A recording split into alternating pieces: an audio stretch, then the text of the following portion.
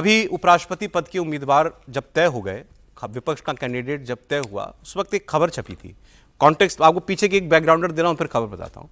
वो ये था कि इसको इंडिया गठबंधन का उम्मीदवार नहीं कहा जा रहा, विपक्ष के संयुक्त उम्मीदवार कहा गया है जनार्दन रेड्डी साहब को, जनार्दन रेड्डी सुदर्शन रेड्डी साहब को, बी सुदर्शन रेड्डी। तो ये इंडिया गठबंधन के उम्मीदवार नहीं है, ये ऑपोजिशन के संयुक्त उम्मीदवार हैं।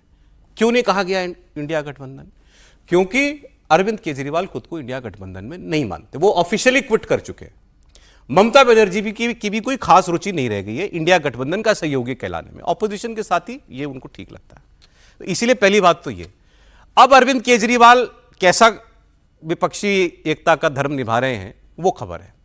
आम आदमी पार्टी चीफ अरविंद केजरीवाल जी ने कॉन्स्टिट्यूशन क्लब में एक वक्तव्य, एक बात कही। उसमें उन्होंने ये कहा कि ये जो पॉलिटिकल पार्टियों के आपस में तार मिले होते हैं पीठ पीछे, ये छुपते नहीं हैं दुनिया से, जनता सब देख लेती है। लोग कहते थे कि मायावती जी जो हैं वो पॉलिटिकली कॉम्प्रोमाइज्ड हैं, या ओवैसी पॉलिटिकली कॉम्प्रोमाइज्ड है, मतलब बीजेपी की मदद करते हैं, ये ताकत से चुनाव नहीं लड़ते। कोई कांग्रेस की बात क्यों नहीं करता? उन्होंने कहा कि मेरी पार्टी के टॉप 5 नेता, और ये बात सच है, अरविंद केजरीवाल, मनीष सिसोदिया, सत्येंद्र जैन, संजय सिंह, एक नाम मैं भूल रहा हूं, कोई 5 नाम उन्होंने कहा, 5 लोग जेल जा चुके। कांग्रेस का एक भी आदमी आज तक जेल क्यों नहीं गया करप्शन के चार्ज में? क्या हुआ? 2G केस का बंद हो गया, कोयला घोटाले का क्या हुआ? बंद हो गया। फिर उन्होंने कहा मैंने नेशनल हेराल्ड का मामला मुझे नहीं मालूम था, मैंने जाके इंटरनेट पे पढ़ा तो मुझे तो ओपन एंड शट केस लगता है। तो फिर गांधी परिवार से कोई जेल क्यों नहीं गया आज तक? इसमें ये जीजाजी करके 11 साल से सत्ता में बने हुए हैं, जीजाजी आज तक जेल क्यों नहीं गए? जीजाजी मतलब रॉबर्ट वाड्रा साहब। तो उनका कहना यह था कि असल में जो जुगलबंदी है वो कांग्रेस और बीजेपी के बीच में है। कोई कहता है जी मायावती जी ने कॉम्प्रोमाइज कर रखा है, कोई कहता है जी ओवैसी ने कॉम्प्रोमाइज। अरे सबसे ज्यादा तो अब लोग कहने लगे हैं कांग्रेस ने कॉम्प्रोमाइज कर रखा है।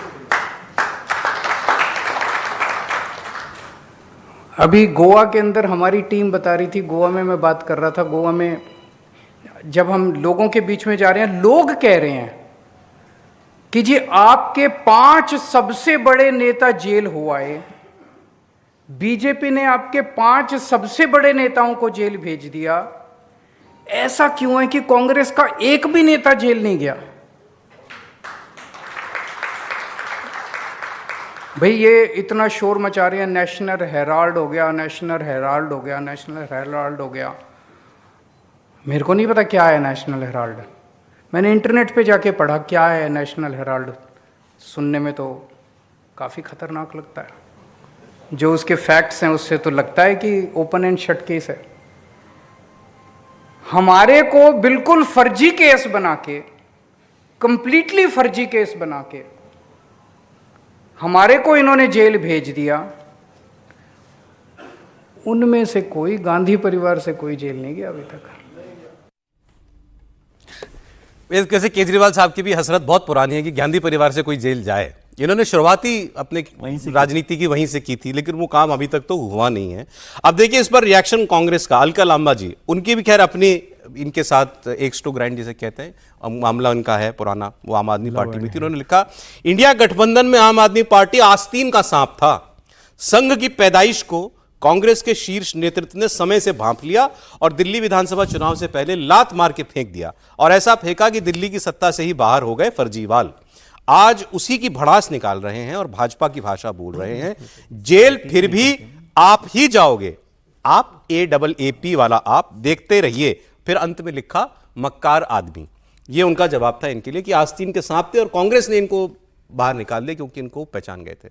कपिल सिब्बल बोले इस पर, कपिल सिब्बल का बोलना इसलिए था लाजमी क्योंकि जितने इन्होंने करप्शन के चार्जेस के इल्जाम लगाए वो सब यूपीए की सरकार के जमाने के, उस वक्त कपिल सिब्बल मंत्री थे और बहुत जबरदस्त तरीके से बचाव करते थे सरकार का। तो ये 2G, कोयला जी, जीजा जी, ये सब उन्होंने बचाव किया।